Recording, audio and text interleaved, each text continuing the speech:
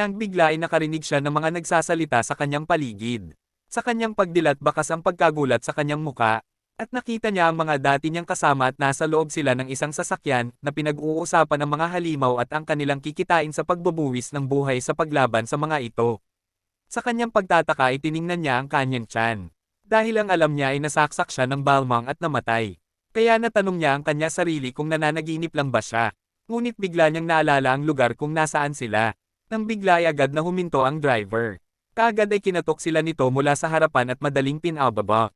Habang nagwiwika ng dalahineng ang kanilang mga armas at bilasen dahil may mga grupo ng orc sa kanilang harapan. Sa gitna ng kaguluhan biglang nagsalita ang isa sa kanila nang, "Makinig ang lahat, kulang tayo sa bala kaya pisilin lamang ang gatilyo kung kayo ay sigurado." At nagulat ang lahat nang makita ang isa sa kanila na hinarap ang mga orc ng mag-isa. Sa pagtataka ay nagtanong ang mga ito kung sino ang taong iyon. Hinarap ni Kim Woojin ang mga orc ng walang takot, isa-isa ay pinabagsak hanggang maubos ang mga ito. Sa kanilang pagkamangha napatanong na lang ang isa sa mga ito kung ito ba ay posibleng gawin ng mag-isa. Habang si Kim Woojin ay pinapakiramdaman lamang ang kanyang sarili. At napasabi na lang sa sarili ng para itong isang panaginip. Pero masyado itong makatotohanan. Nang matapos na ang kaguluhan ng isa sa kanyang mga kasama ay pasiga na tinatawag ang kanyang pangalan at galit na nagsasabing, "Kung ikaw sira ba ang ulo mo? Balak mo bang patayin silang lahat?"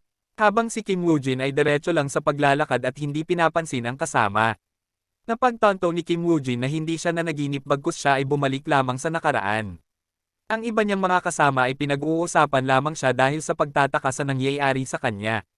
Ngunit si Kim Woojin ay mas piniling mag-isa nang bigla ay naalala niya si Lee Sejun at Park Shin-hye. Dahil dito siya ay nakaramdam ng matinding galit. Biglang may narinig siyan isang tunog ng notification at lumabas sa kanyang harapan ang isang mensahe.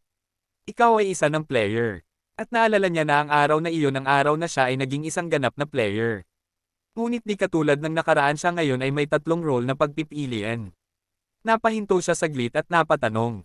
The Dark World Surrogate. Ang Dark World Surrogate, ang mga ito ay may kakayahang kontrolin ang mga lason at sumpa. Gamit ang undead as resources, ang mga halo ay nagbibigay ng posibilidad para makabuo ng evil army. Kumpara sa ibang mga halo, isa ito sa makapangyarihan sa lahat.